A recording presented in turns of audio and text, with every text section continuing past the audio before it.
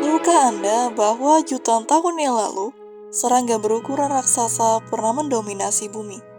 Fosil mereka telah ditemukan dan menunjukkan serangga sudah hidup sejak sekitar puluhan bahkan ratusan juta tahun yang lalu. Serangga telah ada bahkan sebelum dinosaurus muncul. Meskipun di zaman sekarang, ada beberapa jenis serangga modern yang memiliki ukuran tubuh besar, namun kebanyakan dari mereka rata-rata berukuran kecil. Tapi di masa lalu, tidak semua serangga berukuran kecil. Ada dari mereka yang berukuran sebesar burung merpati, dan ada juga arthropoda non-serangga seperti kelabang yang memiliki panjang tubuh lebih dari 2 meter. Fenomena ini terjadi pada periode zaman karbon, terjadi sekitar 300 juta tahun yang lalu. Zaman karbon merupakan bagian dari era Paleozoikum, tepatnya terjadi setelah periode Devon atau sebelum periode Parem.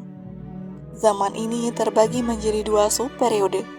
Pada periode awal atau karbon awal, Mississippian, sekitar 359 hingga 323 juta tahun yang lalu, dan periode karbon akhir atau Pennsylvanian, sekitar 323 hingga 299 juta tahun yang lalu. Pada masa itu, di awal periode karbon, suhu bumi terkisar antara 20 derajat Celcius dan perlahan menurun hingga 12 derajat Celcius. Periode ini juga menjadi awal terbentuknya superbenua atau yang kita kenal sebagai Pangea. Perkembangan tumbuhan juga cukup baik pada masa itu. Berbagai tumbuhan baru telah berevolusi dan membentuk hutan besar yang tumbuh di atas rawa-rawa. Contohnya, tumbuhan yang tumbuh mendominasi pada periode karbon adalah tanaman rumut gada, ekor kuda, pakis, dan paku-pakuan. Bahkan tumbuhan kecil seperti semak, pohon besar yang dapat tumbuh sekitar 30 meter sudah ada pada periode itu. Vegetasi ini menghasilkan kadar oksigen yang tinggi yang memungkinkan serangga dan arthropoda berkembang dengan ukuran yang raksasa. Selain itu, periode ini juga menjadi puncak perkembangan amfibi dan kemunculan reptil pertama seperti Eslotinia dan Hylonomus.